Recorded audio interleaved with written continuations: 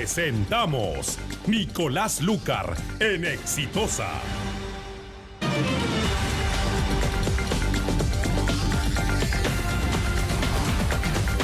Son las 10:09 de la mañana.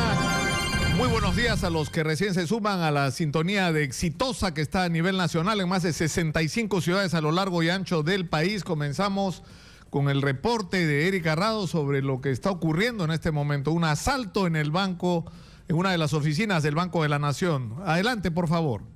¿Qué tal, Nicolás? Muy buenos días, información en vivo. Así es, aproximadamente a las 8:40 de esta mañana se produjo un asalto en esta entidad bancaria, el Banco de la Nación, aquí en Nicolás Arriola, en el distrito de La Victoria. Según lo que han narrado ya algunos testigos, se trataría de 4 sujetos que entraron a esta entidad bancaria pues provistos de armamento, y también 2 de estos sujetos al parecer tenían pues medias de nylon en la cabeza para evitar ser identificados. Los otros 2 sujetos pues no portaban esto. También se ha informado que pues aproximadamente lo que se han llevado son 70.000 nuevos soles, producto de lo que pudieron recoger de las ventanillas de esta entidad bancaria. Luego de esto pues la Policía Nacional reacciona y comienza aquí la persecución. Estos sujetos huyeron a bordo de 2 carros. El primero de ellos es un BMW negro y el segundo es un Station Wagon blanco que figuraría como taxi. Aquí se inicia la persecución por parte de los agentes de la Policía Nacional a través del distrito de La Victoria y pues llegan hasta la zona de Balconcillo. Aquí se da ya el tiroteo entre los agentes del orden y estos delincuentes. Es así que pues toman la decisión los delincuentes de abandonar este BM negro aproximadamente en la calle Los Brillantes. Dejan este vehículo y pues emprenden la huida a pie, llegando hasta aproximadamente Paseo de la República, en donde aquí los esperaba este taxi blanco que abordan y logran finalmente huir. Según lo que he podido informar el coronel Mario Arata, a cargo de las investigaciones, pues es que ya se ha aplicado el plan Cerco y ya se habría podido dar pues con estos sujetos que estarían próximos a ser capturados. Hay que indicar también, Nicolás, que aquí en esta entidad bancaria hay cámaras de seguridad. Todavía, según lo que nos ha informado el coronel Arata, no se ha logrado visualizar las imágenes, pero ya con esto se podría dar mayores luces de la identidad de estos sujetos. Las personas que se encontraban al interior de esta entidad, déjame indicarte, Nicolás, que eran en su mayoría personas de la tercera edad. Estamos hablando de jubilados, que obviamente ante pues esta situación entraron pues en ataque de pánico. O sea, al principio se hablaba de rehenes, esto ha sido descartado por parte de la Policía Nacional, pero sí nos comentaban algunos señores que pues mientras estaban en el segundo piso de esta entidad bancaria, escuchaban los gritos, y que estos sujetos gritaban que iban a matar a todos. Obviamente generó pánico entre las personas que se encontraban al interior. Y afortunadamente no ha habido personas heridas, sin embargo ya se está a la búsqueda de esos delincuentes. Adelante contigo, Nicolás. Muchas gracias, Erika. Es grave esta situación porque hemos regresado a que ocurran situaciones que no ocurrían antes, ¿no? O sea, como este tema de los asaltos a los bancos. Y esto supone un reto para la Policía de Investigación Criminal, porque evidentemente son organizaciones sofisticadas, han visto la calidad de vehículos que usan, el tipo de armas. Además, se supone que detrás de esto hay por decirlo así, un trabajo como de inteligencia, ¿no? De información, de chequeo de cuáles son los bancos, digamos, con más fragilidades de seguridad para ser rápidamente asaltados. Estamos en una situación complicada con esto de la inseguridad, y lo último que necesitamos son falsos triunfalismos, ¿no? O sea, está crítica la situación, no solamente para la gente en la calle, de lo que se ha hablado persistentemente, que es el principal problema, es decir, que la gente se siente insegura en la calle porque por robarle un celular o arrancarle una cartera o una mochila le pueden meter un balazo en la cabeza, sino por esta sofisticación que están desarrollando las bandas criminales, ¿no? Tenemos la pregunta para el día de hoy en las redes sociales. ¿Le cree usted a Keiko Fujimori cuando dice que ella quiere ver en libertad a su padre? Sus respuestas envíenoslas al Twitter @exitosaP y al Facebook de Exitosa Noticias. Nosotros vamos a recibir sus comentarios y vamos a leer la mayor cantidad de estos que nos sea posible a lo largo del programa y el día de hoy. Está con nosotros el doctor William Paco Castillo, es abogado del expresidente Alberto Fujimori y que se ha convertido en una persona muy cercana a él, pero le doy la bienvenida. Gracias, Nicolás. William, bienvenido, pero vamos a escuchar primero lo que dijo Keiko Fujimori. Verdadera justicia. En este sentido, quiero informarles que he decidido presentar un recurso judicial, al que he denominado el habeas corpus de la libertad, que yo misma firmaré y que abre un nuevo camino para la libertad de mi padre. La próxima semana estaré presentando este documento. Alberto Fujimori no está solo. Nunca lo ha estado. Somos una gran mayoría de peruanos que queremos verlo libre. Con la convicción de que se hará justicia, me despido de cada uno de ustedes. Bueno, esto tiene toda la pinta de ser una respuesta al reclamo que hizo Kenji, ¿no es cierto? Porque Kenji dijo, yo amo a mi padre y yo exijo que la bancada se compre el pleito de luchar por la libertad de Alberto Fujimori. Nicolás, yo quiero ponerme como número 1 en la lista de los contestatarios a la pregunta que has efectuado. Yo no le creo, absolutamente. Me parece que Keiko lo que está haciendo nuevamente es un recálculo político, porque está hablando primero a sus asesores, los que le hicieron perder las elecciones, le han aconsejado este remedio de opción o de afán de libertad del padre para tratar de tapar la enorme avalancha de críticas que ha recibido como consecuencia de la denegatoria del Parlamento a aprobar una ley que por lo menos le abriría una ventana de libertad al padre. Esto es un recálculo político y es absolutamente extraño que ella salga a decir que va a tramitar un habeas corpus pidiendo la libertad del padre cuando nosotros hemos tramitado ese habeas corpus por los mismos fundamentos y esa sentencia llegó al Tribunal Constitucional. Y en el Tribunal Constitucional lo que nosotros conseguimos fue que se declarara que Alberto Fujimori no había sido condenado por crímenes de lesa humanidad. Y hoy día el Comercio saca como verdades absolutas esa situación. Recién hoy día el Comercio, he visto y he leído, por fin se nos da la razón y dice que en efecto el TC definió que Alberto Fujimori no fue condenado por lesa humanidad, sino por homicidio calificado. Así lo dice, porque dice que el TC en su sentencia refiere que la mención a crímenes contra la humanidad fue solo declarativa. ¿Qué es lo que he venido yo machacando y sosteniendo durante tiempo? Que en el texto de la sentencia, en los considerandos, se hace referencia a los crímenes de lesa humanidad, pero en el cuerpo propiamente dicho de la sentencia... Es homicidio calificado. Es homicidio calificado. O sea, un delito común. Ahora, ¿eso qué implicancia tiene? Porque esto es de lo que se ha venido discutiendo, que eso lo hace sujeto o pasible de ser beneficiado por un indulto. Claro, y eso nos demuestra, Nicolás, fíjate, la enorme desinformación que existe en el país, pero desinformación no que viene del ego, no del ciudadano de a pie, que obviamente tiene derecho a ser absolutamente ignorante en temas jurídicos, pero la ministra de Justicia, que es en realidad, que representa la legalidad de la nación y la asesora del presidente, yo la escuché pasmado siendo una egresada de la Universidad San Martín de Porres en materia penal y procesal, creo que ha sido calificada o bien calificada, una universidad donde yo he dictado tantos años cátedra en Derecho Penal. Le he oído decir que no calificaba a Alberto Fujimori por crimen de lesa humanidad. Entonces, si la ministra, pero claro, la ministra lo dice seguramente con afán político, ¿no? Porque yo no creo que ella hierre en una situación tan simple como leer la sentencia. O sea, lo que usted dice, William, es lo siguiente.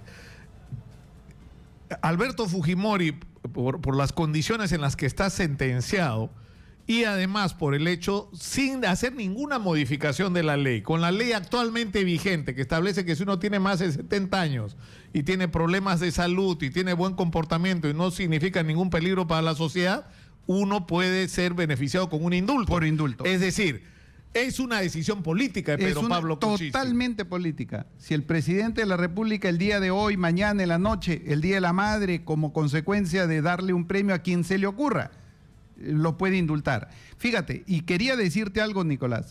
Ahora, la ministra de Justicia, descalificada jurídicamente hablando, porque es una profesional del derecho, pero indudablemente aquí vienen los fragores políticos, porque ella seguramente no ha dado puntada por ignorancia, sino porque quiere hacerse el ignorante por afán político. Pero Marisa Glave, una parlamentaria, también lo he oído, creo, ayer o antier, afirmar que no puede calificar él por el secuestro agravado. Ahora están inventando otra situación. Dicen que tampoco califica porque él ha sido condenado por secuestro agravado y que la norma prohíbe indultar por secuestro agravado. A Marisa Glave la perdonamos porque de derecho seguramente es lega, no sabe, no conoce, es ignorante, pero tiene asesores en el Congreso. Que la orienten bien o que despida a sus asesores porque está desinformando. El secuestro agravado, ¿qué te hace? Te quita el derecho a beneficios, pero no te excluye de la posibilidad del indulto. Claro, y incluso dicen que esa misma ley ha sido dictada, o sea, la prohibición supuestamente para dar el indulto, y lo he oído creo también al doctor García Toma, lo cual yo me quedo cada vez más pasmado frente a cómo se maneja esta forma tan desinformando a la gente con afán indudablemente político. Vea, le explico por qué no. Es cierto que el secuestro agravado no permite el indulto, pero a partir del año 2006, con una ley que que se dictó en el gobierno de Alejandro Toledo, que incluso no la firmó el presidente Toledo, sino Ayay Poma, en esa época presidente del Congreso. Fue una ley firmada por insistencia. Entonces, esta ley prohíbe el indulto, es cierto, para secuestro agravado, pero 2006... Y Alberto Fujimori ha sido condenado por crímenes de Barrios Altos y La Cantuta en la década de finales del 90. Y el Pleno Jurisdiccional de la Corte Suprema, para los legos, entiendan esto, el Pleno de la Corte Suprema ha determinado que para el tema de beneficios penitenciarios se tiene que aplicar la ley vigente que se encontraba en el momento cuando de se cometió la comisión delictiva, porque por principio constitucional está prohibida la retroactividad maligna. Para ir, digamos, ordenando esto, o sea, lo que usted sostiene, y entiendo, porque lo he escuchado también a otros abogados decir, es lo siguiente: no hay ninguna razón, digamos, de principio jurídica, legal o constitucional que impida que Alberto Fujimori pueda ser beneficiado con un indulto. Es decir, que si Pedro Pablo Kuczynski toma la decisión, nadie se la podría objetar. Absolutamente. Se la pueden objetar desde el punto de vista ético, moral, político, el que quieran, pero desde el punto de vista legal, no tiene él tendría la atribución. Escuche, congresista Marisa Glave, infórmese, tiene asesores en el Congreso. Señora ministra de Justicia, no desinforme porque usted sabe que lo que le estoy diciendo es verdad.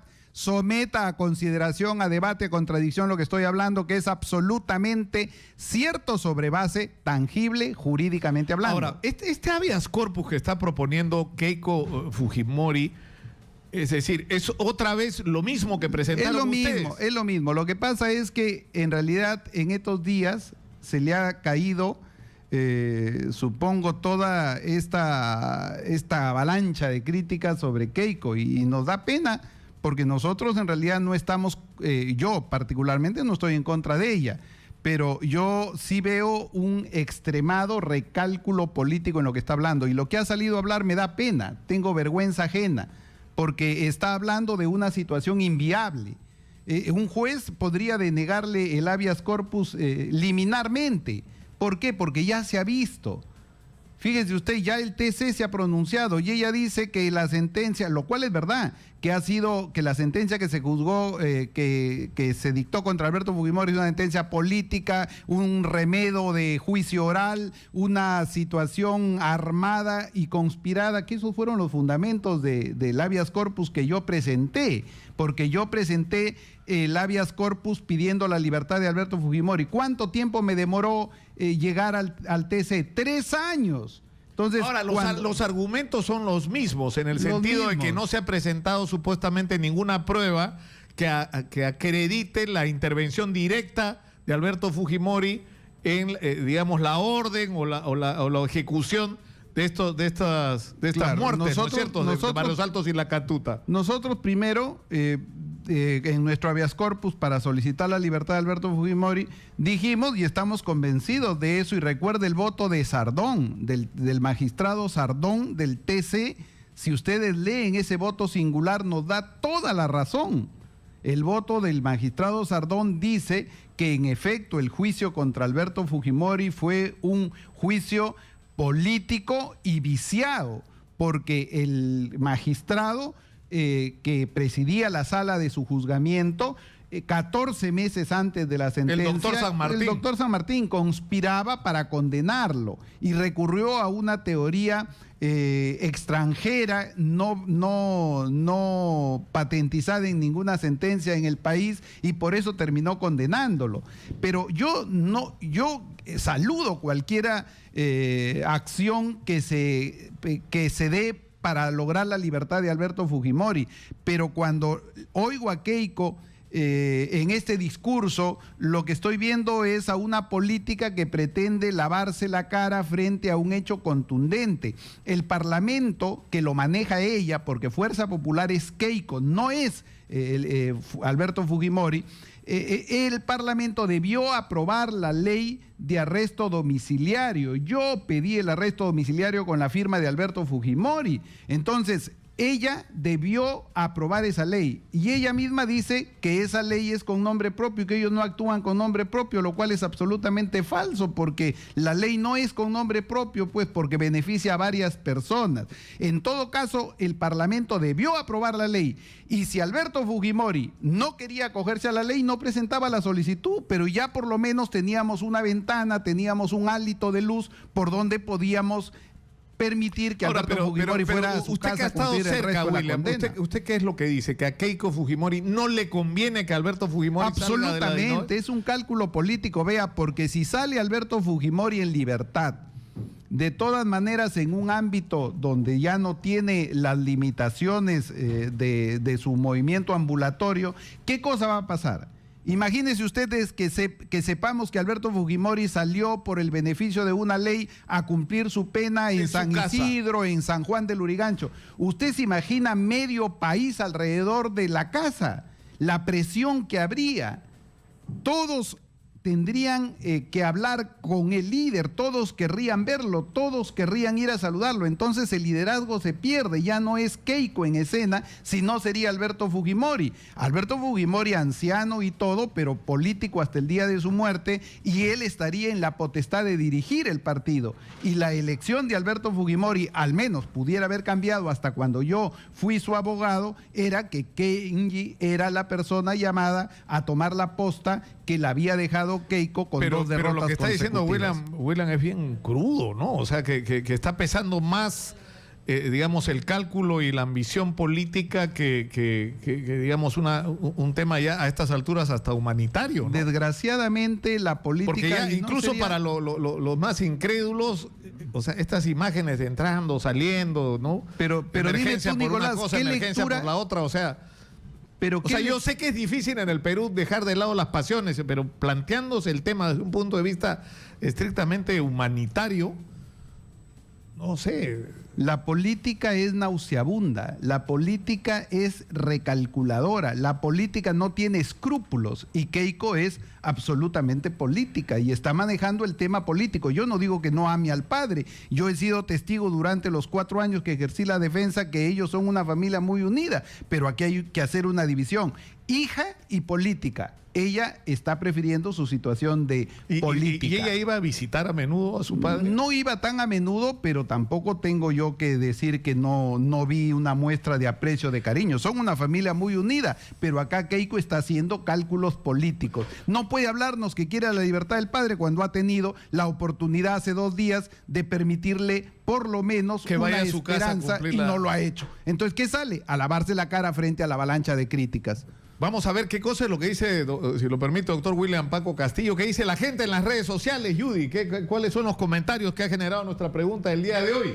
¿Le crees o no le crees a Keiko Fujimori? Buenos días. Hemos adelantado el bloque de tendencias de redes sociales porque ha habido mucha interacción. A ver, ¿qué opina la gente? ¿Qué nos dice Pájaro Azul? Dice, yo creo que a ella le importa más el destino de Joaquín Ramírez que el de su padre. Por otro lado, ¿qué nos dice Álvaro Rojas? Dice, no, esta mujer está acostumbrada a la vida fácil. Sale el papá, se acaba la mamadera. No le importó cuando torturaban a su mamá, menos ahora. Por otro lado, ¿qué nos dice Rodi? Si quiere ver libre a su padre, lo primero que tiene que pagar son las reparaciones civiles, que no es poca cosa, o les gusta todo gratis. Por otro lado, ¿qué nos dice Hugo Más? Él sí le cree, pero no con una ley con nombre propio y menos presentado por un topo del oficialismo en referencia a Roberto Vieira. ¿Qué nos dice Mario Zorrilla? Nos dice que haga lo que haga, el reo tendrá que permanecer en la cárcel. Keiko es jurista, dice que ella dominó habeas corpus de la libertad. Por otro lado, William Henry nos dice que Fujimori tiene lo que se merece, que nos dice Leonid, toda una campaña sobre la libertad de Fujimori, ideología de género y otras controversias que son para él una cortina de humo como lo ocurrió en los 90. Por otro lado, dice un tuit que hace referencia al presidente Pepe Cuy, dice, no, porque habeas corpus y no tiene abogado, se nota la manipulación política del tema. Vamos a revisar qué nos dice el Facebook y luego te voy a mostrar una encuesta, Nicolás, que nosotros hemos hecho desde temprano, pero ahorita te la muestro. A ver, ¿qué nos dice Roberto Hernández? Dice, ¿qué hijo no quisiera la libertad de su padre, tomando caminos diferentes, ya que PPK le tiene demasiado miedo a los rojos y a sus medios que ahora los sobonean para darle el indulto? Por eso dice que Keiko toma esta medida. Por otro lado, ¿qué nos dice Miguel Ayacache? Dice, no le creo nada de lo que diga, a ella solo le interesa llegar al poder. ¿Qué nos dice Beni Conde? Que es buena hija y quiere ver libre a su padre. Te voy a mostrar, Nicolás, una encuesta que nosotros hemos hecho. ¿Por qué se ha puesto la interpelación a Vizcarra o la posible interpelación al ministro Basombrío, por ejemplo, con todo esto del indulto que se ha presentado antes? Hemos hecho una encuesta. ¿Crees que el fujimorismo se está vengando de PPK Amigo, que es su Twitter, con la interpelación al ministro Carlos Basombrío? Sí, el 53% cree que es una venganza y no el 47%. Eso como consecuencia luego de la polémica que ha causado el tema del indulto. Muchas gracias, Judy. Bueno, es lo que dice la pero gente. Yo, por ejemplo, percepción, ¿sí? ¿No? Nicolás, pero yo, por ejemplo, creo, a despecho de lo que dicen las redes y el pueblo que está tan polarizado y dividido, el último programa que batió todos los récords tuyos en televisión nos demostró, imagínate, el país perfectamente partido en este asunto. Pero yo, por ejemplo, creo que el tema del juego democrático no hace inviable que Keiko, a través de sus parlamentarios, presione en la forma que fuera, porque el Parlamento tiene facultad o atribución fiscalizadora y en realidad si ellos están ejerciendo un juego político en pro de un ideal de fiscalización, enhorabuena, yo eso no lo critico y me parece que es parte de la regla democrática. Ahora, la conclusión final es muy simple, ¿no? Es decir, acá la decisión está en manos de Pedro Pablo Kuczynski. Absolutamente. O sea, por lo que dice usted, William, no hay ningún argumento jurídico, ni legal, ni constitucional para que él diga, no, es una decisión puramente política. Ojalá. Asumo esa decisión con las consecuencias que tenga, porque va a haber gente protestando en la calle, va a haber medios atacándolo. Es decir, eso va a ocurrir. Claro. Pero que tiene la atribución para hacerlo, la tiene. Efectivamente. Yo he estado en el gobierno pasado de tramitador, de negociador del indulto de Alberto Fujimori con Humala, por todos los medios. Hasta traté, me acuerdo con el general Espinosa, gran amigo mío, compañero del CAEN, de buscar incluso la situación de la ley de amnistía, que también es un tema que podría beneficiar a Alberto Fujimori, que lo beneficiaba también a Humala. Humala en realidad no atendió esta situación de pedido que hicimos, yo orientando un habeas corpus para personas que están presos en el penal de Virgen de las Mercedes, militares comprometidos en temas de violación a los derechos humanos. Sin embargo, nosotros consideramos que acá es una situación que está absolutamente en las manos de Pedro Pablo Kuczynski. Ojalá estuviera oyendo este programa algún asesor cercano a él, que le hable a él, pero que le hable primero una situación que él de pronto no la entiende como economista que es, que le diga, señor, la libertad de Alberto Fujimori solo y exclusivamente está en este momento y por buen tiempo en manos suyas. Y usted lo único que tiene que hacer es determinar o calcular si dándole usted la libertad incumple con la población, con un grupo de esa población, genera el descontento y usted tiene que asumir las consecuencias como estadista. Ya dependerá de él, porque es una atribución y una facultad exclusivamente de él. Pero que no nos engañen, que no nos vendan gato por liebre, que los políticos no vengan a decir que la sentencia de Alberto Fujimori no permite indulto porque ha sido condenado por lesa humanidad, que no lo ha sido, o por secuestro agravado, que en realidad a él no le corresponde esa prohibición del 2006, porque los crímenes que él cometió o que se le atribuyen que cometió, porque estamos seguros que no los cometió, sucedieron en la década del 90. Muchas gracias a William Paco Castillo por estar con nosotros esta mañana. Vamos a ir a la pausa, vamos a regresar con un homenaje particular que vamos a hacer a las madres por el Día de la Madre. Va a estar con nosotros también el coronel en retiro Osvaldo Zapata, que es un hombre que fue compañero de promoción de Ollanta Humala, pero también vamos a hablar de un caso que ha pasado hasta esta hora del día y no sé por qué desapercibido. Pero hay una resolución judicial que suspende el proyecto Tía María. Y lo suspende no por los problemas que tengan con los agricultores del río Tambo, sino porque resulta que la empresa Sauder se le pasó un detalle. Es decir, ha presentado el proyecto de una concesión incluyendo terrenos sobre los que no tiene derecho. Es decir, como que voy a construir un edificio, pero resulta que una parte del terreno no es mío. Pero como yo soy amigo del presidente y de los ministros, yo hago lo que me da la gana. Y resulta que no, pues, está complicada la situación de la Sauder, ¿eh? Está bien complicada y de eso vamos a hablar tras la pausa. Nicolás Lucar, en Exitosa. Y respeto a todas las mamás. Vamos a rendir a nuestra manera un homenaje a las madres en su día que se celebra este domingo. Recibiendo nuestros estudios a Priscila Mormontoy.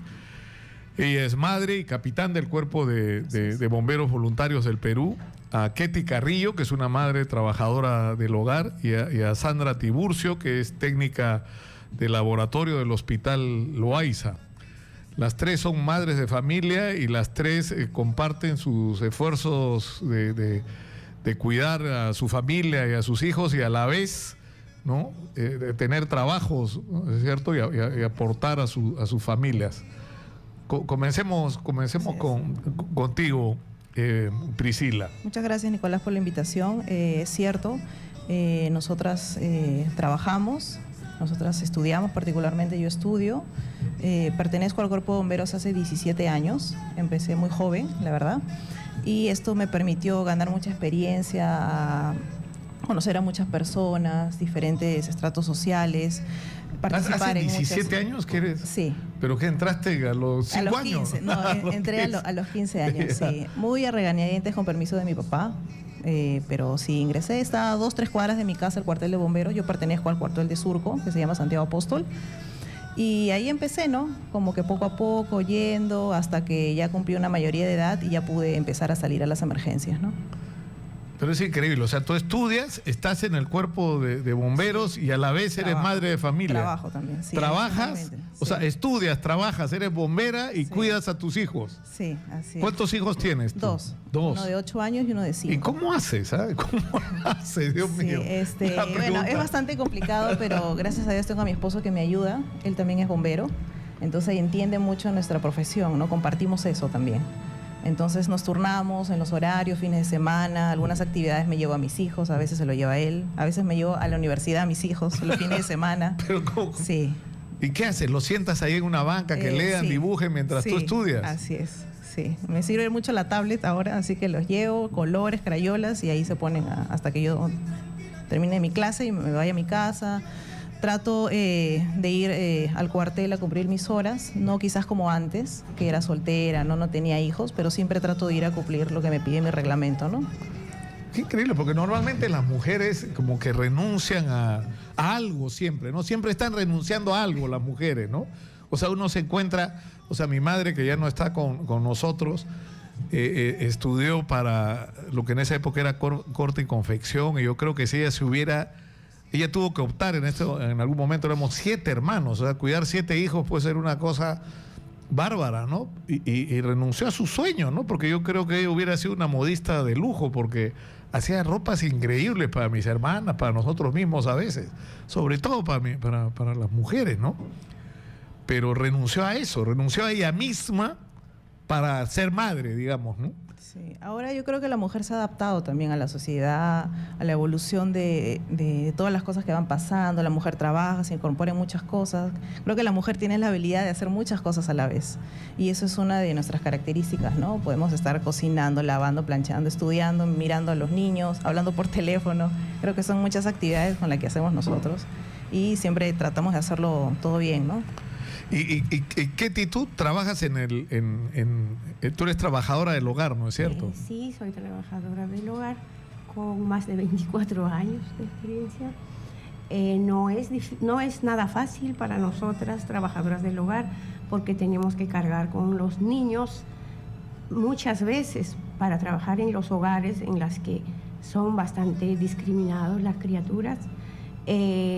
Más que todo esto se da en las madres solteras, que a veces tienen que trabajar con sus niños solo por los alimentos y y por el cuarto, ¿no?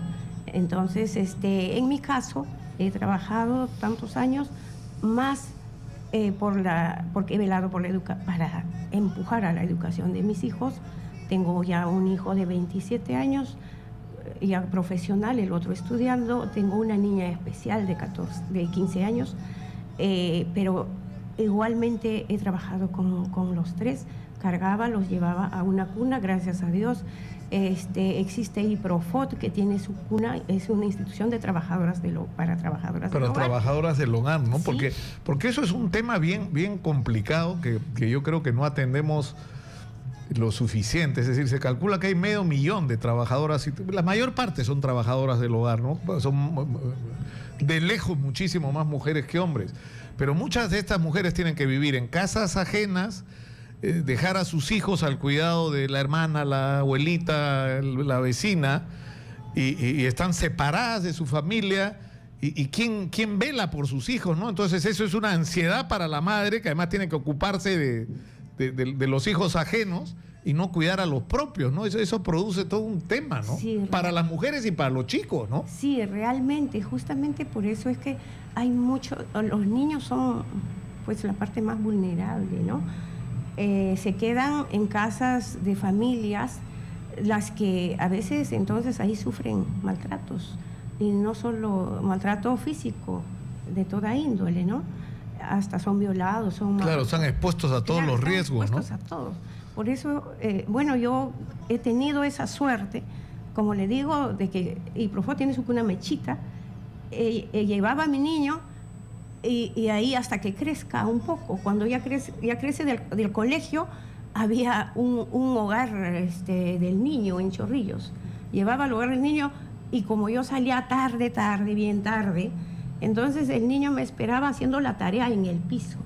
Gracias a Dios, mis hijos han podido entender que su mamá ha tenido que sacarse la mugre por ellos. Sí han entendido, y yo creo que así como yo, hay tantas trabajadoras del hogar.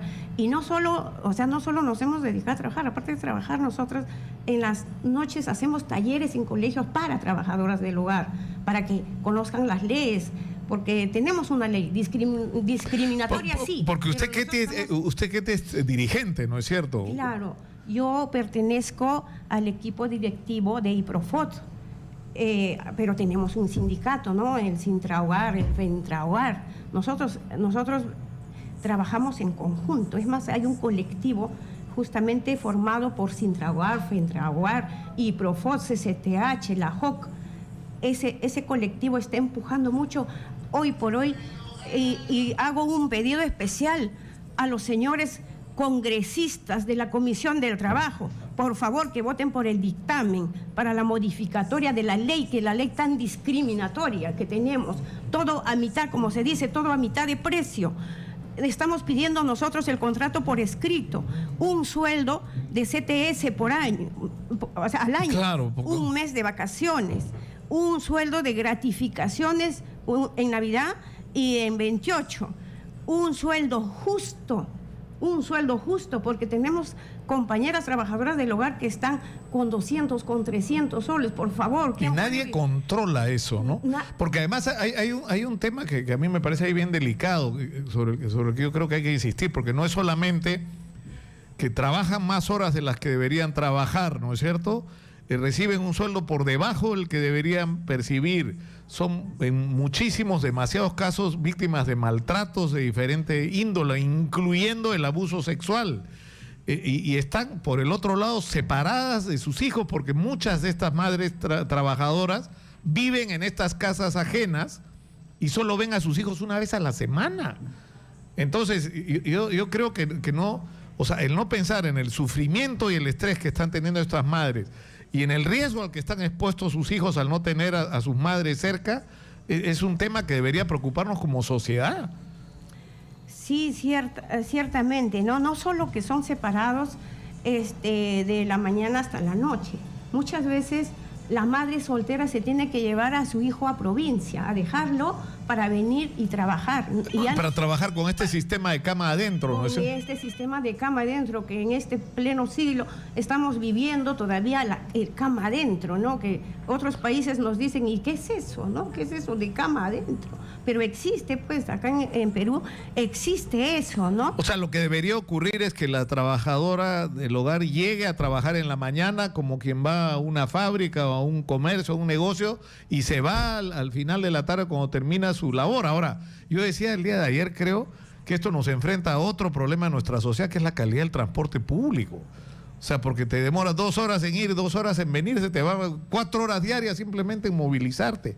Pero escuchemos el testimonio de Sandra Tiburcio. Ella es madre de familia también y técnica de laboratorio del Hospital Loaiza. Sí, buenos días, gracias por la invitación, Nicolás. Yo empecé muy joven, ¿no? A trabajar a los 19 años. Me casé también joven, tuve mi hijito, ¿no? Ahorita tiene 8 años, con el cual en el hospital hay una cuna donde ahí se puede dejar a los niños. Yo venía con mi hijo, lo dejaba y cuando salía me iba con mi hijo, ¿no? Lo recogía. Eso también estoy haciendo ahora que está en primaria. He buscado un colegio cerca. Mi esposo el año pasado cayó mal, le diagnosticaron ELA, esclerosis lateral amiotrófica. Yo ahorita soy el único sustento de mi familia, de mi hijo y de mi esposo. Y ahorita estoy gestando y la directora me ha destituido. No me digas. Tengo 6 años trabajando en el hospital. Pero eso no puede ocurrir, o sea, es ilegal despedir a una mujer embarazada. Claro, y encima yo explicándole mi caso, que mi esposo está mal. Yo tengo que mantener a un niño de 8 años, ¿no? Tengo que mantenerlo porque su papá está mal, él no puede trabajar ya. Y explicando todo eso a la directora del hospital. No ha tomado ¿Y cuál es el contrato? ¿Cuál es el contrato que tiene usted? Ahorita yo el año pasado he sido nombrada, sino por un malentendido que suscitó ahí en el hospital, porque yo he estado todo el año pasado correteando por mi esposo que está mal, ¿no? Yendo al seguro, porque hasta ahorita no le pagan. También hubo un error ahí en el hospital, el cual no llevaron los papeles a tiempo al seguro y el cual no le pagan. Él ha estado sin sueldo 1 año. 1 año ha estado sin sueldo, el cual yo he estado sujetando con mi trabajo. Ahora la directora me deja sin trabajo y yo no tengo las posibilidades ni nada para poder asumir esto, ¿no? Yo creo que no es justo, sinceramente, pero no solamente no es justo, sino entiendo que yo soy un especialista, pero incluso es ilegal que esto ocurra, ¿no? Yo quisiera, si lo permiten, que empecemos a recibir llamadas del público, que escuchar los comentarios, las opiniones que la gente tenga que darnos al 251-9422 y al 467-4499. Muy buenos días, adelante, escuchamos. Buenos días, señor Lucas. Felicito a todas las madres que están con ustedes, que tengan una feliz día, entre comillas, para nuestras madres, porque quiero agregar, además, que la ley nefasta que comenzó con Fujimori, la 19990, de las madres trabajadoras jubiladas, y tanto como padres también, que se están muriendo poco a poco con el sueldo mísero de esa ley de 415 soles menos los descuentos, y no se escucha absolutamente nada de los aumentos. Sé que está en el Congreso, pero ningún congresista, ni usted, ni el señor Fabio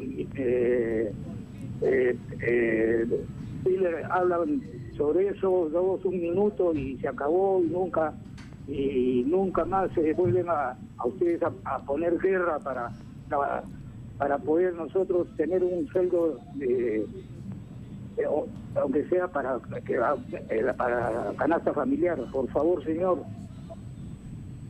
hablamos de felicidad para las madres, que son las que se sacan la mugre, y los padres estamos de igual manera en una miseria extrema. Nos estamos muriendo poco a poco los jubilados y nunca más. Y no van a aumentar nada. Muchas gracias. No, muchas gracias por llamar. Yo creo que lamentablemente, alguien lo decía, creo que fue Alfredo Barnechea en la campaña electoral, que más allá de la discusión de los programas políticos y todo, lo que uno espera de la gente que dirige el país es que tengan sensibilidad, que tengan sentimientos, que de alguna manera se vean afectados por lo que está pasando la gente, ¿no? Y se preocupen por resolver y se comprometan por resolver los problemas de la gente, comenzando ahora, encima por las circunstancias, por lo que tienen que enfrentar las mujeres trabajadoras, ¿no? Que como estamos viendo ahora, tienen que trabajar, tienen que cuidar a los hijos, tienen que hacer, o sea, no hay ¿no? O sea, simplemente no hay la posibilidad o sea, la vida continúa, las responsabilidades están ahí, uno tiene que seguir adelante en cualquier circunstancia. Se nos ha sumado la mayor Zoila Montes. Ella es también madre de familia y jefa de la división de Lunas Oscuras de la Policía de Tránsito del Perú. Bienvenida. Muchas gracias, buenos días. Así es, mi nombre es Giovanna Montes Maza, mayor de la Policía Nacional. Actualmente me estoy desempeñando como jefa de la Oficina de Lunas Oscurecidas en la Dirección de Tránsito. ¿Y cómo hace usted para compartir su función de madre y de policía, ¿no? Bueno, sí, así como usted lo acaba de decir, ¿no? Nosotros el día a día es una responsabilidad muy grande. Tanto la responsabilidad como de ir al trabajo y desempeñarnos bien, hacer las cosas bien, tener todo en orden, procurar que siempre nuestro trabajo esté al día y también no descuidar a la familia, a los hijos en este caso, ¿no? Nosotros nos tenemos que dividir y en todo momento estar siempre a la expectativa del cuidado de los niños, su comida, su alimentación, su vestimenta, la educación y sobre todo el tiempo que le debemos de dar, ¿no? De repente es poco tiempo, pero ese tiempo tiene que ser un tiempo de calidad, ¿no? Disfrutarlos al máximo, llegar a casa y de repente hacer un paréntesis con nuestras labores y dedicarnos al 100% a nuestros hijos, a nuestros esposos, ¿no? Ahora, hay una cosa que yo quisiera que hablemos de varios temas. Uno de ellos es cuál es la situación laboral de las mujeres en relación a los hombres. Ayer entrevistaba a una dirigente del grupo Calandria que están haciendo toda una campaña porque los derechos de las mujeres en relación a la modificación de la ley electoral, es decir, que se permite una participación, pero eso nos lleva una participación igualitaria, ¿no? Nos lleva a la discusión de cuál es la situación real de las mujeres en el trabajo. O sea, no es fácil para una mujer llegar a ser jefa, ¿no? O sea, hay que vencer, y me imagino que en la policía eso debe ser mucho más complicado todavía, ¿no? Claro, bueno, nosotros ya tenemos en la policía mujeres, hay un aproximado de 23.000 mujeres policías, ¿no? Tanto como entre oficiales y suboficiales. Entonces, nosotros nos desempeñamos en todos los campos de la policía, ya sea en la Dirección de Aviación Policial, en terrorismo, en la Dirección Antidrogas, tenemos mujeres salvavidas, tenemos mujeres que hacen labores administrativas, jefes de equipo, ahora ya estamos como jefas de unidad. Entonces, ha sido un camino que nosotros con nuestro esfuerzo lo hemos ido labrando y nos hemos ido ganando ese lugar que ahora nos están dando, ¿no? El puesto que yo estoy ocupando actualmente, desde el año pasado lo está ocupando una mujer. El año pasado estuvo una comandante. Este año por primera vez en mi grado, ¿no?, mayor, que está siendo ocupado ese puesto, y femenina, ¿no? De igual forma, en la escuela de suboficiales de la policía también está ahorita como directora una comandante. Entonces ya se ve en la policía... Un cambio de actitud. Claro, o sea, no están reacios al cambio. Y como le digo, es el desempeño que hemos demostrado, el esfuerzo que demostramos, y siempre estamos trabajando de la mano, ¿no? Se ve que siempre la función de las mujeres es importante, ¿no? Se ha podido ver en muchos casos emblemáticos en donde la participación de la mujer en lo que es labores de inteligencia ha sido primordial, esencial, ¿no? Entonces, las mujeres detectives son espectecures, ¿no? Así es. Yo no sé por qué, pero tienen como ¿no? Ven lo que los hombres no vemos, ¿no? Así es. ¿No? Sí, de por sí todas las mujeres somos muy observadoras, ¿no? De repente a veces tenemos eso, como dice usted, algo que una intuición muy especial, y entonces logramos sacar con éxito muchos casos, ¿no? En compañía de los varones, de nuestros compañeros que nos tratan bien, estamos siempre ahí trabajando de la mano, compartiendo ideas, de repente a veces como dicen, ¿no? Pero le ha costado a los hombres aceptar que una mujer los mande. Me imagino que deben haber algunos que les cuesta, ¿no? Yo supongo que sí, pero ya ellos ya han asimilado la idea, ya están tranquilos. Esto no va a cambiar. Ahora, Priscila llamaba la atención sobre un hecho que es verdad también, ¿no? Es decir, no solamente esa especie de sexto sentido de las mujeres de ver lo que los hombres no vemos, sino esa capacidad increíble de tener la cabeza en varias cosas. O sea, por ejemplo, Priscila ¿no es cierto?, trabaja, estudia, es bombera y cuida a sus hijos, y engría a su marido, encima, no sé cómo hace. Sí, es cierto, ¿no? Por ejemplo, en el cuerpo de bomberos sí hay, somos más o menos como 10.000 bomberos en el Perú, y el 30% serán mujeres, ¿no? Hay mujeres que ya poco a poco han venido ascendiendo por algunos requisitos que nos piden a todos, pero todavía no hay una mujer bombero que ocupe los altos cargos, ¿no? En el cuerpo de bomberos todavía no hay, pero esperemos que en un futuro haya, ¿no? Ya viene. Sería muy importante, porque cada vez la mujer tiene más participación, no solo en la parte administrativa, como le dice mi compañera policía, sino también... Claro, porque ha habido ese prejuicio, ¿no? La mujer secretaria, administrativa, sí, o sea, y no la mujer mandando, tomando decisiones, ¿no? También, las mujeres vamos a las emergencias, entramos a los incendios, atendemos los rescates, emergencias médicas, cualquier tipo de emergencia que haya, estamos capacitados igual que los hombres para participar, ¿no? Y hay mujeres que quizás, como dicen, tenemos un poco más de visión, más observación, ¿no? Para algunas emergencias. En las emergencias médicas tenemos un poco más de sensibilidad con los niños, con las mismas mujeres, que quizás un hombre no la atiende igual, ¿no? Claro que sí. Vamos a ir a la pausa, si lo permiten, y vamos a abrir el teléfono para escuchar llamadas de nuestro público. Yo quiero que nos llamen mujeres, que nos digan, nos cuenten sus experiencias. Estamos en el 251-9422, en el 467-4499.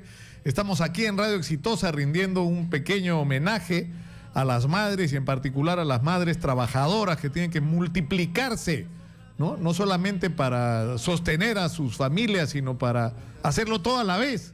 Cuidar a los hijos, e insisto, hasta engreír al marido, ¿no? Que hay momentos en que ya uno ni ganas deben tener las mujeres de nada, lo único que quieren es dormir, simplemente, y los hombres reclaman encima, ¿no? Pero en fin, vamos a hablar de todo esto tras la pausa.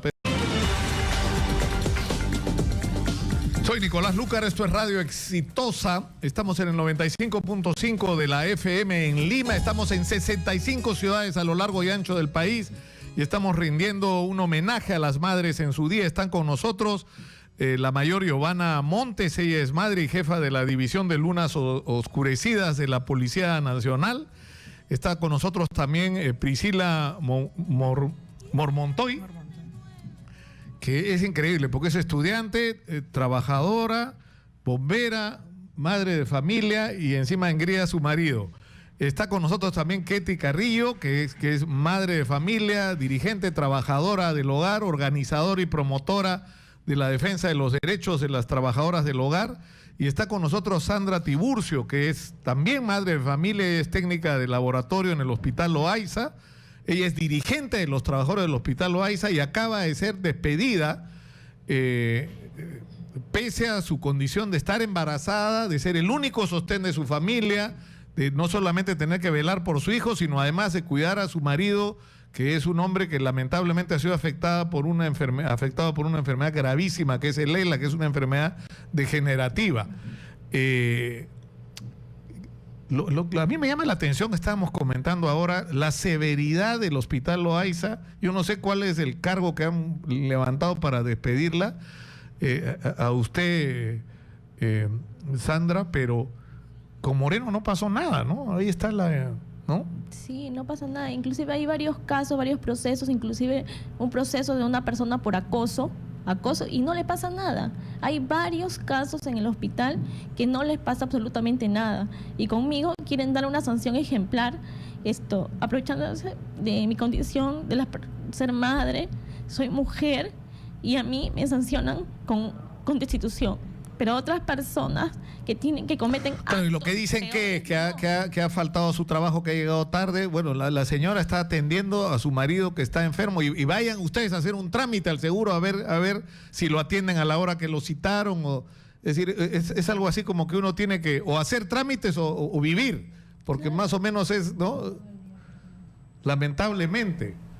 Yo espero sinceramente que esto se corrija con usted, Sandra, pero yo me pregunto, los hombres somos muy exigentes con las mujeres, ¿no? Porque estamos escuchando las historias de ustedes de sacrificio, de esfuerzo, y encima los maridos se ponen exigentes y cariñosos y quieren que las mujeres, encima de todo, los atiendan, ¿no es cierto? Que trabajen, que estudien, que se esfuercen, que tengan la casa limpia, que cocinen, que cuiden a los hijos y encima, ¿no? Que sean amantes así, ¿no? Es difícil, ¿no? ¿O no? Digo yo. Sí, realmente es difícil, pero no imposible. Porque inclusive yo desde acá, bueno, un saludo a todas las madres del mundo, especialmente a mi madre que está postrada en cama, que la cuido también yo. Ella vive conmigo, no camina, es anciana. Un hermoso saludo con mucho amor para mi madre y para todas las madres, ¿no? En tanto, como trabajadora del hogar, recurro a la conciencia de los congresistas, ¿no? Y si no tienen conciencia, a ver, vamos a la elegancia humana si ellos manejan, ¿no? Porque nosotras, trabajadoras del hogar, somos la segunda fuerza mundial en el crecimiento y desarrollo del país. Porque si un presidente, si el presidente, si los señores congresistas, si los señores empresariados grandes, los grandes empresarios, se quedaran en su casa limpiando, cocinando, ordenando. O sea, haciendo todo lo que hacen las trabajadoras. Nosotros es que, a ver, impulsarían sus negocios, el Perú crecería. Pero Ketty, pero hay una cosa más que es increíble en relación a las trabajadoras del hogar, que en muchos casos son las encargadas de criar y educar a los chicos, establecerles pautas morales de comportamiento, de qué es lo que está bien y qué es lo que está mal, ayudarlos a hacer las tareas, ayudarlos a enfrentar los momentos difíciles, y son hijos ajenos. O sea, están haciendo el trabajo que le correspondería a su digamos, hacemos, ¿no? Sí, lo hacemos realmente a conciencia, con cariño, con voluntad. Los llegamos a querer a esos niños y llegamos a hacer crecer y ver. Y cuando se realizan, somos felices. Cuando ya son profesionales, uno lo ve de pequeño, van creciendo. Bueno, ha sido mi caso. Era pequeña, fue creciendo, se vuelve adolescente, señorita, es universitaria, y me gustaba a veces discutirle algo, porque yo tenía que sacarle algo de su conocimiento de ella, sí, y me gustaba. Y bueno, desde acá un saludo a los señores de mi trabajo también, porque con el señor también yo en muchas ocasiones he podido conversar con mucha soltura, sabía que yo estaba en IPROFOT. Y bueno, nosotras... Y el hecho que no la hayan despedido por eso es una buena señal, porque normalmente lo que pasa es, se están organizando, hay que despedirlos. Es increíble, ¿no? O sea, a mí le juro que me da tanta cólera este sistema o sea, me parece que es algo que debería avergonzarnos como país, ¿no? Claro. O sea, como usted decía, hay gente que viene de fuera y no puede creer que esto está ocurriendo acá, ¿no? Claro, es que, como le digo, nosotras... quizás eso es como algo de doble filo, ¿no? O nos despiden o también se acomodan, porque también ellos saben que nosotros dominamos las leyes, sabemos las leyes.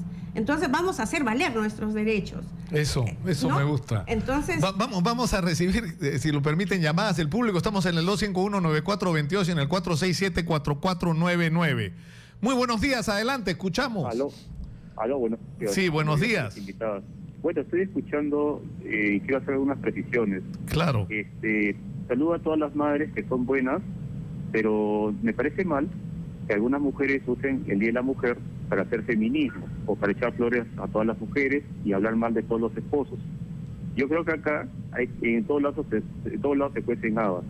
Hay hombres malos como hay mujeres malas, y el Día de la Madre no se debe manosear ese tema para decir, por ejemplo, que todas las mujeres policías cumplen la labor de todos los hombres policías. Eso es falso. No veo mujer en UDEX desactivando explosivos ni cuidando bancos. No veo trabajadoras de hogar, por ejemplo, trabajando de vigilante frente a delincuentes o de jardineros trepándose en sitios altos, ¿no? Bueno, pero sí hay, ¿ah? Sí hay. O sea, las mujeres son capaces de hacer todo. O sea, hay mujeres guardaespaldas que son tan o más eficientes que los hombres, ¿no? En seguridad de Estado, lo que es la Policía Nacional, lo que es resguardo de dignatarios, seguridad de dignatarios, existen mujeres que cumplen esa función, ¿no? En la unidad de explosivos también hay. En todos los campos de la policía existen femeninas que están trabajando y elaborando. De repente el señor no ha tenido la suerte de ver alguna femenina en esas áreas, pero yo le estoy indicando que sí existe y en algún momento ya las podrá ver en acción. Ahora que estábamos hablando, yo pensaba en esto, ¿no? O sea, tienen que trabajar, en algunos casos tienen que trabajar, estudiar, tienen que atender a los hijos, encima, ¿no? Acá como en el caso de Priscila, encima es bombera voluntaria, y en medio de todo eso y después de todo eso tienen que estar arregladas para estar bien con los maridos, ¿no es cierto? Para, ¿no? Cuidarse, que normalmente los maridos no lo hacen, ¿no? Los maridos son todos abandonados así, ¿no? Por lo general, ¿no? Por uno misma también, porque ese es el amor que nos tenemos nosotros. Por sentirse bien con una misma, ¿no? ¿Cómo hace Priscila, por ejemplo? Es cierto, sí, siempre hay que preocuparnos por nosotras mismas, ¿no? Todo nace de nuestro amor propio para poder amar a los demás, en este caso a mis hijos, a mi esposo, a mi familia. Pero sí, es cierto, hay tiempo para todo también. Por ejemplo, no es muy usual que mi esposo y yo salgamos, pero al menos tratamos de organizarnos una salida al mes o cada 15 días, pedirle a mi mamá, a mi hermana, a alguien que me cuide a mis hijos, porque sí, a veces todo el mundo quiere salir, por ejemplo, un día en la noche, ¿no? Y es difícil conseguir a alguien. O si no, nos vamos de viaje con mis hijos. Siempre soy como mamá gallina, donde voy yo me llevo a mis hijos, entonces ahí estamos los cuatro siempre. Hay que buscar el espacio, ¿no? Sí. Yo creo que vamos a recibir una última llamada del público. Muy buenos días, adelante, escuchamos. ¿Qué tal? Buenos días, Nicolás. Te saluda Jorge Aguilar, yo soy capitán del Cuerpo de Bomberos de igual manera y ahorita desempeñándome como el jefe de la compañía de bomberos de Surco. Esa es la compañía donde pertenece Priscila. Quería en primer lugar agradecerte por poder tener un espacio en tu programa para poder saludar a todas las madres en general, ¿no? Y en sí, pues, aprovechar también para poder generar un saludo especial a todas las madres del Cuerpo General de Bomberos Voluntarios del Perú, ¿no? Creo que existen un montón de historias dentro de esta institución y el hecho de contar pues con madres de familia que con historia como la que tiene Priscila, de poder desempeñarse en 1000 funciones, que se repiten en muchas compañías, ¿no? sí es un muy merecido reconocimiento el que deberían tener. Claro que sí. Muchas gracias por llamar y muchas gracias a ustedes por estar con nosotros. Hemos tenido historias de diferentes perspectivas. Hemos visto cómo las mujeres pueden desempeñar prácticamente cualquier labor. Hemos puesto una vez más sobre el tapete la condición de las trabajadoras del hogar que tiene que cambiar, que es una obligación moral de los peruanos cambiar esta situación. PPK ha dicho que queremos construir un país moderno. Bueno, comienza por ahí, Pedro Pablo, comienza por ahí, por acabar con este sistema perverso que nos debería avergonzar. Hemos conocido la historia de una madre trabajadora que está enfrentando una situación muy difícil, ¿no? Con un embarazo, con el marido enfermo, teniendo que cuidar a un niño, siendo dirigente y en este momento amenazada por un despido. Y tenemos a esta especie de superwoman ¿no? de Priscila, que hace de todo simplemente, ¿no? Y que es bombera, estudiante, trabajadora, madre de familia y encima engría al marido, como ya hemos dicho. Muchas gracias por estar acá, que pasen ustedes un feliz Día de la Madre, a través de ustedes a todas las mamás del Perú, un abrazo muy fuerte el día para el domingo. Erika Rado está en el Congreso. Hay una noticia de último minuto, ¿no? Han capturado a uno de los supuestos miembros del MRT. ¿Vieron ustedes la entrevista el otro día de la revista Sucesos, ¿no? De Víctor Tipe. Bueno, uno de estos ha sido capturado. Se llama Juli Vázquez. Juli Vázquez se llama. Julio, acá me ponen Julio Vázquez se llama. Supuestamente es miembro de este grupo de esta nueva forma del MRTA que ha aparecido en la frontera de Perú con Bolivia. O sea, por la información que nos dio Víctor Tipe, el director de la revista Suceso, lo hicieron entrar por Bolivia, pero claramente regresaron hacia la zona de la frontera, más bien al lado del Perú, en la selva probablemente de Sandia. Lo cierto es que la inteligencia de la policía boliviana ha intervenido y han logrado capturar a uno de los miembros de esta organización, ¿no? Erika Rado, ¿dónde está? En el Congreso, ¿no? En el Congreso de la República. Tiene información de último minuto de lo que está pasando ahí. Adelante, por favor, Erika. Gracias. Buenos días. Información en vivo desde el Congreso de la República. Declaraciones del parlamentario Juan Cheput de Peruanos por el Cambio ante el mensaje vía redes sociales de Keiko Fujimori, pues la presentación de un habeas corpus para la liberación de su padre. Vamos a escuchar. Esperar en qué va a consistir este dispositivo del habeas corpus. Qué es lo que va a plantear, qué es lo que va a argumentar, qué es lo que va a sugerir. Y como consecuencia de eso, con pleno respeto por los poderes del Estado, el gobierno estará a la expectativa de lo que dictamina el Poder Judicial. Tanto usted ha hecho un llamado para que... Claro, es un llamado que yo vengo haciendo hace tiempo. Este es un tema cuya solución no corresponde solamente al fujimorismo o al gobierno, sino al consenso de todas las fuerzas políticas por una sencilla razón. El resultado al cual se llegue va a tener efecto en la opinión pública y en un sector que no quiere el indulto. Esa es una realidad. Y un sector que puede estar esperando cualquier tipo de bandera para empezar a hacer una serie de violencia a lo largo y ancho del país. Entonces, para evitar ese tipo de confrontación absolutamente innecesaria, es conveniente de que conversen todas las fuerzas políticas y no estemos en el verdadero ping-pong, que significa empezó contigo, empezó con otra agrupación, y no ir al fondo del asunto, que es la conversación entre todas las agrupaciones que tienen representación en el Parlamento. Bien, han sido declaraciones del parlamentario Juan Cheput de Peruanos por el Cambio. Informó Erika Rado, Exitosa Noticias. Muchas gracias, Erika. El día de hoy ha aparecido en el diario Gestión un comunicado, que dicho sea paso tengo por acá, de la concesión minera Bania, donde hace de conocimiento público un hecho sorprendente, que el 4 de mayo el cuarto juzgado contencioso administrativo de la Corte Superior de Justicia de Lima emitió una resolución admitiendo una medida cautelar por la cual se ordena al Ministerio de Energía y Minas que se abstenga de continuar con la tramitación o con pronunciamiento alguno en relación al proyecto Tía María. Y está con nosotros el doctor Martín Panana, que es abogado precisamente de la minera Bania. ¿Qué cosa es lo que ha pasado acá? Por lo que yo entiendo y he podido leer, lo que pasa es que la Saudera es como que cuando uno quiere construir un edificio tiene que acreditar los derechos sobre el terreno en los que va a construir el edificio. Y eso no lo tiene la Saudera en relación a Tía María. A ver, bueno, muchas gracias por la invitación. Para poder entender cuál es el problema del asunto, lo primero que tenemos que entender es qué es lo que hizo Sauder respecto al pedido de su beneficio de concesión minera de Tía María. ¿No? Para comenzar esto debemos indicar que Bania ¿no?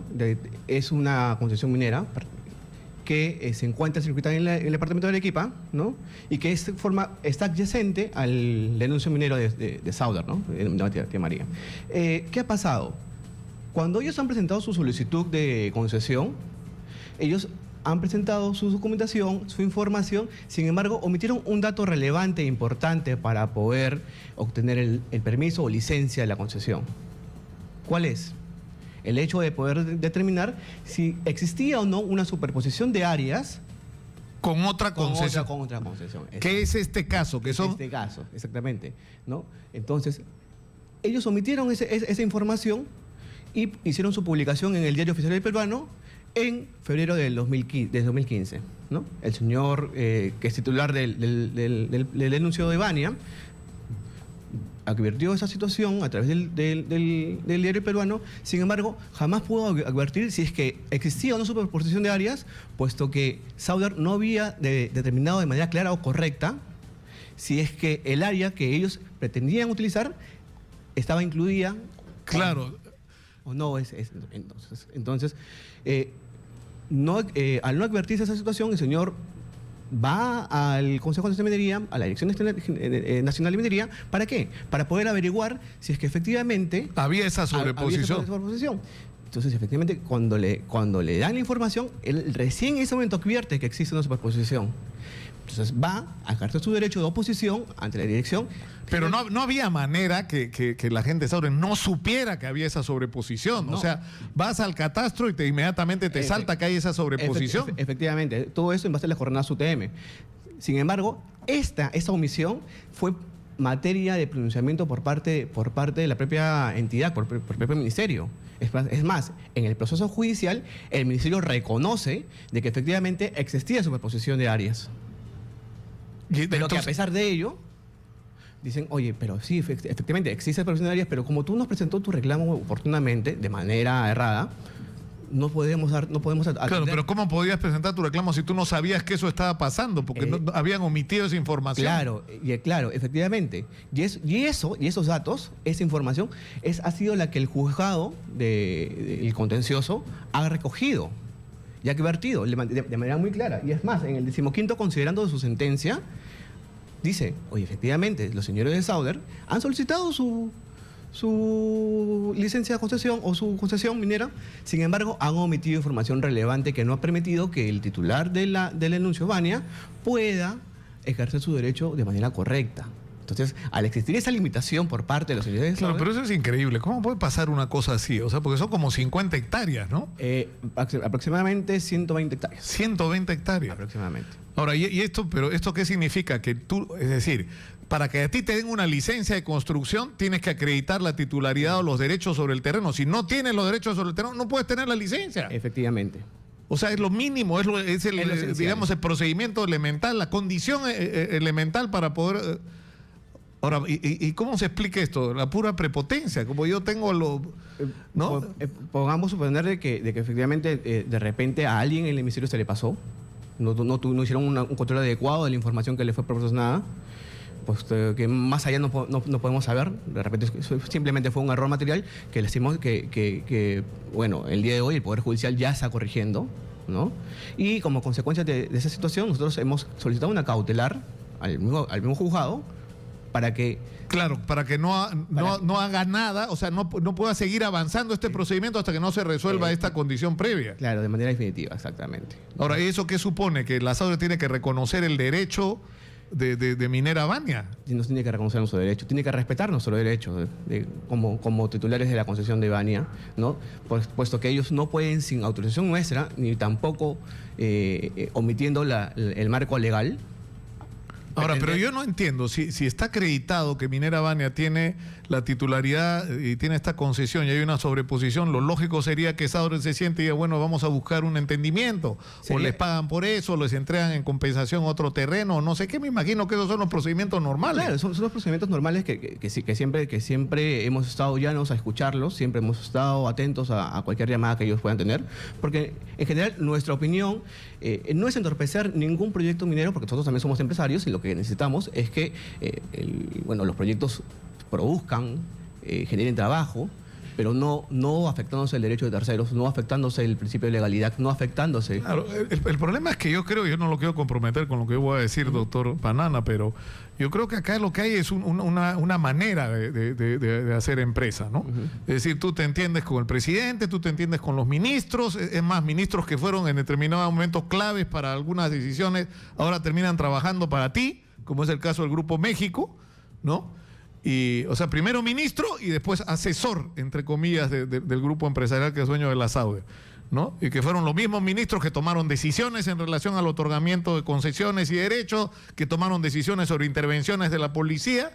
Entonces tú, bajo ese criterio, puedes hacer lo que te dé la gana. O sea, si tienes licencia social o no, no importa, porque total, le metes a la policía a la gente, como pasó lamentablemente en el Valle del Río Tambo. Pero, o sea, ahora resulta que tienen que enfrentar no solo el tema de la licencia social, es decir, que si los agricultores del Río Tambo están realmente de acuerdo o no con este proyecto, y si los han convencido de que realmente no hay ningún riesgo para la agricultura en esa zona con el desarrollo de este proyecto, sino encima hay la prepotencia de que no importa, pues si no tengo los derechos, yo total, igual yo ya arreglé con los dueños del país, ¿no es cierto? Bueno, o sea, no puede ser. Yo creo que eso tiene que ser desterrado. En general, esas prácticas, si es que hubieran sucedido en este caso, efectivamente tendrían que estar desterradas.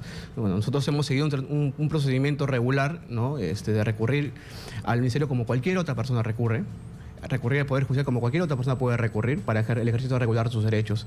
Si hubiese pasado lo otro, si es que hubiera algún tema extraño, un tema particular, bueno, lo desconocemos, pero si así fuera, es una práctica que tiene que estar desterrada, ¿no?, del país para efecto de evitar situaciones como esta y que entorpezcan el crecimiento de la sociedad y que entorpezcan el crecimiento del país con esta situación. No, pero yo creo que esto nos lleva...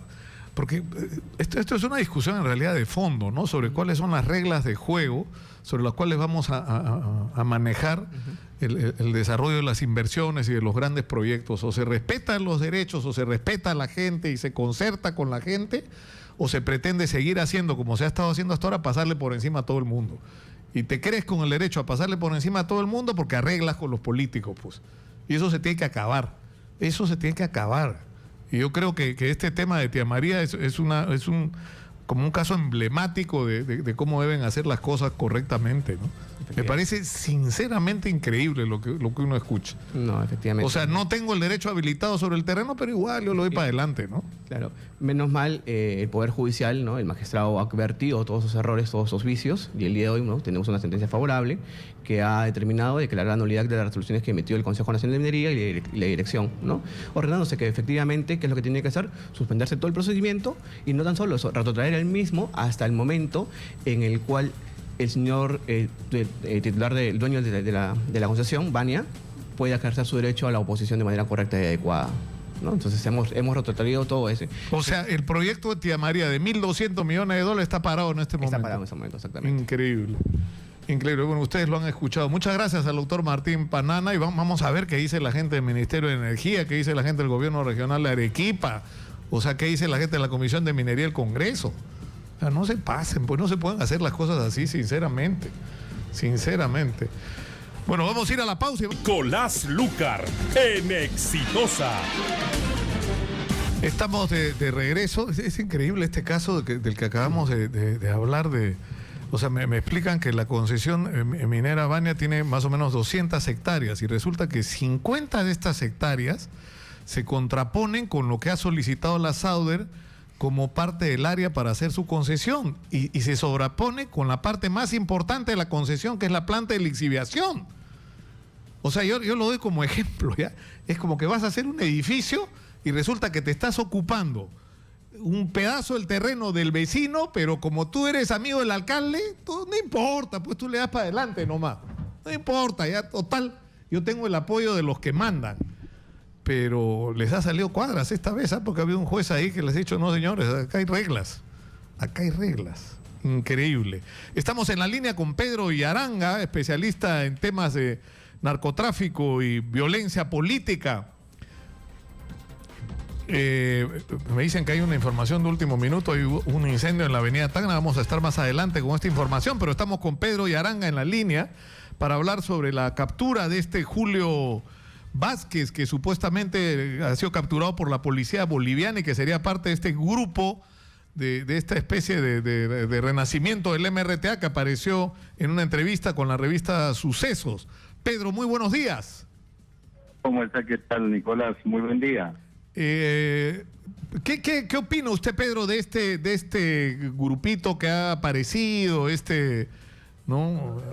Reyes, Camilo Reyes, como se hizo llamar, ¿no? Y la captura de la policía boliviana, que además ha sido rapidísima, ¿no? Así es. Lo que pasa es que este pequeño grupo en realidad no era ni subversivo, ni estaba, digamos, llevando en adelante toda la ideología del MRTA.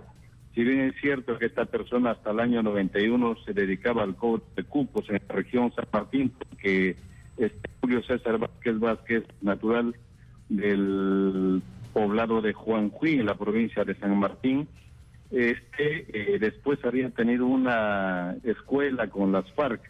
Posteriormente ya se sentó pues en Bolivia para hacer lo mismo, ¿no? Como hay mucho tráfico de drogas con Bolivia, entre Perú y Bolivia, entonces la misma modalidad estaba aplicando en Bolivia, ¿no? Entonces, a raíz de la publicación y la publicidad en los diferentes medios de comunicación, posiblemente que la policía boliviana estuvo al tanto, ¿no? Claro, pero todo indica que es este mismo Camilo Reyes, ¿no es cierto? Yo me imagino que la policía boliviana lo ha tenido chequeado, ¿no? Porque él ya desde el año 2011, 2012 había emitido declaraciones, dado entrevistas, ¿no? Sí, porque algunos vídeos presuntamente él sube en YouTube de alguna zona de la región San Martín, posteriormente de posibles zonas del BRAE y luego de la frontera con Perú, aunque él se indica pues, de que todo eso ha sido en el territorio peruano, pero ya estaba asilado en Bolivia, ¿no? Lo que se sabe es que igualmente estaría trabajando con personas al margen de la ley, dedicándose básicamente casi al tema del tráfico ilícito de drogas y un poco del crimen organizado, ¿no? De acuerdo. Ahora, ¿qué podría pasar con él, Pedro, por tu experiencia? O sea, ¿lo capturan allá por qué? No sé, ¿y tendrían que enviarlo al Perú o por haber cometido algún delito en Bolivia? ¿No? Podría ser así. Sin embargo, hay que tener en cuenta que Bolivia es un sitio bastante complicado para esas cosas, ¿no? Porque algunos miembros del MRTA están en condición de asilado. E incluso uno estuvo de asesor del mismo presidente Evo Morales, entonces habría que ver en ese sentido. De lo contrario, lo que tendría que hacer el gobierno boliviano es inmediatamente, como esta persona ha cometido delitos, ponerlo a disposición del gobierno peruano, ¿no? Para ser juzgado aquí. Muchas gracias a Pedro Yaranga por atendernos. Muy gentil como siempre, Pedro. Buen día también, Nicolás. Muy buenos días. ¿Qué tal la eficiencia de la policía boliviana? En este momento hay más de 10 unidades de contraincendios del Cuerpo General de Bomberos yendo hacia la avenida Tacna, donde se ha producido un incendio. Esto es en el centro de Lima. Vamos a tener más información en cualquier momento sobre lo que está pasando ahí. Y está ahora con nosotros Osvaldo Zapata Corrales. Él es coronel en retiro del ejército peruano y ha sido compañero de promoción de Ollanta Humala. Y además, supuestamente, ¿cómo es esta? Estoy viendo que hasta un libro ha escrito Osvaldo usted sobre su relación con Ollanta Humala. Sí, precisamente, buenos días, Nicolás, y buenos días a todo el país. Gracias por la invitación. Este es un libro que de otra forma resume a Ollanta Humala como el falso valor y desmiente una serie de aseveraciones que no ha sido sino la capitalización, ¿no?, del paso para que él pudiera participar en política. Por ejemplo, ¿no?, cuando se da el falso levantamiento de Locumba, ahí hay dos vertientes, ¿no? Hay una vertiente donde hablamos del falso levantamiento de Locumba de Ollanta Humala como tal, ¿no? Y hay una variante de un levantamiento de Locumba de Antauro. ¿Por qué digo eso? Es un tema que nunca lo he tratado. ¿Por qué? Porque Ollanta Humala, por ejemplo, durante el desarrollo de que ellos se internan en el desierto, él solamente acompañó a Antauro 3 días y el resto de días se lo pasó en Tacna, en el departamento de una prima, en compañía inclusive de Nayén Heredia. cuando ya buscan y se encuentra la amnistía, porque Humala hay que tener en cuenta que fue expulsado por medida disciplinaria, fue expulsado del ejército. Lo que pasa es que el Congreso de la República lo amnistió.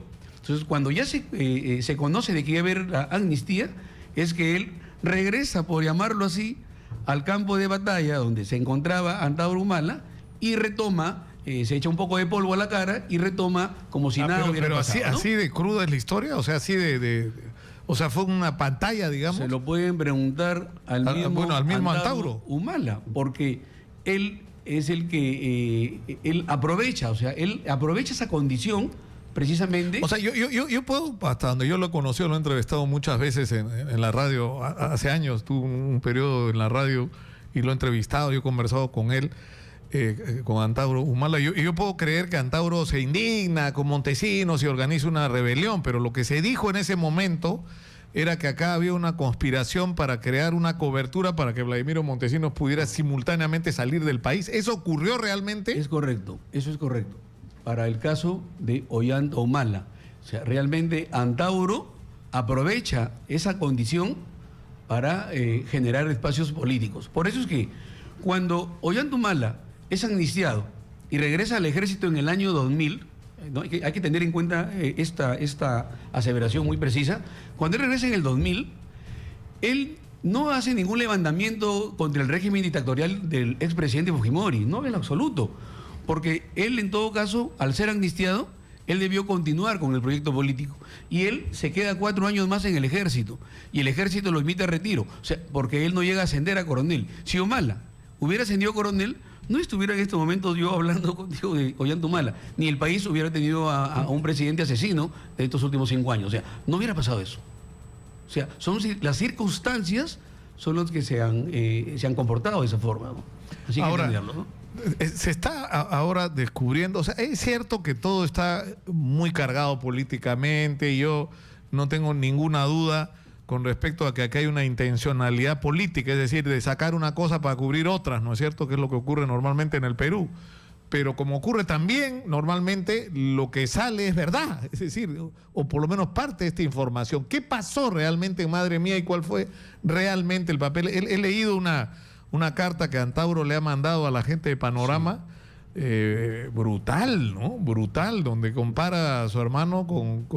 Porque además hace Antauro referencia a algo que yo creo que es trascendente para la discusión sobre quiénes son realmente los héroes de la guerra antisubversiva. O sea, héroe es el que se faja a balazos arriesgando su vida y la pierde o toma la vida de otro en ese contexto. Pero ¿qué heroísmo tiene agarrar a una persona rendida, desarmada, y asesinarla y enterrarla? O sea, eso qué heroísmo connota, ¿no? Así es. Y lo compara con lo peor, ¿no? Compara a su hermano con las peores cosas que se hicieron. Así es. Durante... Él está definitivamente muy resentido y decepcionado de su hermano. Sin embargo, yo también acá quiero precisar una situación, porque acá hay un contexto. O sea, las respuestas no pueden ser respuestas tan sencillas, ¿no? ¿Qué pasó, madre mía? ¿O por qué no pasó tal o cual cosa? No. Acá hay un contexto. Las fuerzas militares no son una entidad pues aislada, responden a políticas de Estado, responden a políticas de gobierno con respecto a cómo se va a enfrentar la lucha contra subversiva. Acá hay algo que muchas veces yo tengo mucho cuidado para expresarlo, porque aparentemente se pudiera entender como que, y me lo han dicho varias personas, y están equivocados, porque a veces creen que yo expreso esto por una herida que no sé, que no existe, no sé de qué herida estarán hablando. Yo expreso esto porque soy un crítico, soy un investigador permanente de cuáles son las explicaciones de lo que hoy día pasa en el país. Entonces, acá hay un antes del año 91 y hay un después del 91. ¿Por qué? Hasta antes del 91, la guerra contra subversiva, ¿no?, que incluía algunas acciones de narcotráfico, estaba, digamos, diseñada de la siguiente manera. Hasta antes del 91, las fuerzas militares no veíamos narcotráfico. Y a partir del año 92, sí se ve narcotráfico. ¿Por qué? Porque en diciembre del 91 se crea una nueva estrategia a través del COFI, que era el Comando Operativo de Frente Interno. Y una de los principales pilares y líneas maestras precisamente de esta estrategia era la adhesión de la población. O sea, era un concepto que no había sido manejado por la oficialidad joven, por los combatientes. Entonces, yo como quiero, ¿cuál es la lectura? Porque yo me convierto en un crítico de Humala. Yo no soy una persona desmedida ni que tiene algo contra Humala. No, estoy haciendo un análisis y de cómo debemos comprender lo que pasó en Madre Mía. Entonces, lo que ha pasado ahí, que hay una transición. Para implementar las nuevas estrategias hubo una transición. Y lo que pasa en Madre Mía, sencillamente, es parte de esa transición. O sea, hay excesos y hay asesinatos, hay ejecuciones extrajudiciales que son lideradas por autoría inmediata o autoría mediata, en este caso de Humala. Y han salido, en estos momentos hay cada vez más testimonios que los indican y lo incriminan como el responsable de las ejecuciones extrajudiciales. Entonces, ¿de qué estamos hablando? Claro, pero además tú estás llamando la atención, Osvaldo, sobre un hecho que es significativo, que esto no correspondía a la nueva estrategia que se estaba aplicando. No correspondía. Es más, y hay que decirlo de una manera bien cruda, implicaba en muchos casos hacer la vista gorda con el narcotráfico. ¿Por qué? Porque había decenas de miles de campesinos que vivían de la producción de hojas de coca y de venderle esas hojas a los narcotraficantes. Entonces, en determinado momento tenía que escoger. Si me enfrento a los narcotraficantes y por lo tanto le tengo que pegar directa o indirectamente a los cocaleros, le voy a entregar esa base social a Sendero Luminoso, que es lo que había estado ocurriendo en las zonas cocaleras. Ahora, y eso implicó montones de riesgos. Es decir, la tentación de verse enganchados por el narcotráfico y que, ¿no es cierto? Y todo lo que sabemos que en muchos casos pasó. Pero digamos, en términos de estrategia militar, esa fue la opción. No le vamos a pegar a los cocaleros, nos vamos a aliar con ellos, vamos a aislar socialmente a Sendero y sobre esa base lo vamos a derrotar. ¿Qué fue lo que pasó? Así es. ¿Qué fue lo que pasó? Que después ya en otro gobierno, la consolidación de la pacificación, no soy simpatizante del presidente Fujimori, sencillamente reconozco que él fue el gran líder de esta pacificación, ¿no? Como militar que soy, mi formación militar, que me dice que él es el líder de esta pacificación, pero cuando asume la presidencia el expresidente Toledo, él tira a la borda todo lo que se había avanzado. Por eso es que hoy día, precisamente, son las respuestas. O sea, Movadef y todas las fachadas políticas de Sendero, de las cuales ya se anunciaba, de esa época, ya se anunciaba, son las respuestas precisamente a lo que iba a pasar. O sea, esto no realmente... Ahora, a los sistemas de inteligencia no debería sorprenderles. Claro, pero tú no tienes, antes de ir con eso, tú no tienes duda de que esto de lo que se está acusando a Ollantumala realmente pasó. La pregunta es ¿por qué recién aparece ahora? ¿Por qué ahora? ¿Por qué no apareció esto? ¿Por miedo, como dice alguna gente? Bueno, en la lectura personal, que yo lo vi, por ejemplo, cuando aparecen los audios, precisamente en la campaña electoral y específicamente cuando él ya era electo, estos audios que habían sido administrados, manipulados por el grupo Constelación, acá hay una explicación muy sencilla. O sea, ¿por qué no son alcanzados, por ejemplo, a las autoridades del gobierno saliente, en este caso al expresidente García? Porque sencillamente ese es un patrón conductual. Entonces, para un militar, para un policía, más rinde un presidente electo, un presidente entrante, que un presidente saliente. El mismo doctor García, en una de nuestras clases, fue mi profesor en el doctorado de gobierno, él decía que un presidente en el último año de gobierno ya nadie le hace caso, ¿no? Entonces, en esa línea, precisamente es lo que quiero entender. O sea, esos audios donde no se le chuponea a Ollanta, sino Ollanta utiliza un equipo que estaba sometido a investigación. Entonces, eso tranquilamente ha tenido que haber sido negociado, definitivamente, para que las cosas estén mueran calmas. ahí, o por lo menos, claro, porque evidentemente hay una discusión ahí que resulta razonable, ¿no? O sea, una objeción razonable, es decir, supuestamente se ordena chuponear a los congresistas cocaleros vinculados con Artemio, ¿no es cierto? Y termina siendo chuponeado Ollantumala y Nadine Heredia y la gente de su entorno. Ahora, y que esto podía ser considerado casi una conspiración porque había gente que no quería que Ollanta llegara a la presidencia por el tipo de programa que promovía. Pero sea no como... Podido, si lo difundían, no iba a ser presidente, definitivamente. Claro, pues, pero no se difundieron. No se difundieron porque precisamente estoy explicando de que acá ha habido un juego, digamos, de valorar quién convenía más. O sea, entregárselas al presidente García, porque al fin y al cabo el presidente García le quedaban 3 meses de gobierno. O sea, tenía que irse sí o sí, o sea, el presidente tenía que irse el 28 de julio. En cambio, el otro era un presidente entrante, con quien uno sí se puede poner a disposición y comenzar, digamos, a proyectar ciertas conveniencias de repente hasta personales, ¿no? Qué increíble. Ahora es bien complicado lo que está enfrentando Ollantumala, porque esas acusaciones ya están siendo acreditadas, pese a que resultan autoinculpatorias, que es una cosa bien loca, ¿no? Gente que diga, sí, pues yo maté, pero Ollanta fue el que ordenó. O sea, algunos de ellos eran menores de edad en ese momento y probablemente eso sea un atenuante, pero hay otros que no eran menores de edad y que van a tener que asumir la responsabilidad penal por esta autoinculpación. Por eso que yo creo que definitivamente, eso lo converso inclusive con colegas, camaradas de armas de grados altos, generales, coroneles, que conversamos casualmente en mis intervenciones, y yo les digo, nosotros no podemos tapar el sol con un dedo. Nosotros tenemos que reconocer, hacer un examen realmente de conciencia, qué cosa pasó realmente en el periodo de la guerra contrasubversiva. Y precisamente, si nosotros no hubiéramos hecho eso, no se hubiera dado esa redirección en las estrategias. Hubiéramos seguido mal, porque la guerra contrasubversiva, así yo puedo... No, con esa estrategia del ojo se por estaba ojo, perdiendo. el ojo por ojo y el diente perdiente. Por eso es que a mí me llama la atención que se pongan las medallas y que hoy, es decir, ¿en qué consistía el heroísmo de Miguel Grau? En que se fajaba en la batalla y que respetaba al rendido, ha rescatado el agua, ¿no? Le manda la carta a la viuda de Prat. O sea, era no solamente un héroe en el sentido de su comportamiento en el campo de batalla, sino por su caballerosidad con el enemigo vencido. O sea, eso es el símbolo del heroísmo de Miguel Grau. Entonces, ¿qué tiene que ver con el heroísmo? El llegar a un lugar, agarrar a gente desarmada, pasarlas a cuchillo o a balazos y ahí decir yo soy un héroe de la guerra contra su... No fue con esa estrategia que se ganó la guerra. Con esa estrategia la perdíamos. Porque multiplicábamos las víctimas y los familiares de la gente que no tenían... Yo he sido testigo de eso como reportero, ¿ah?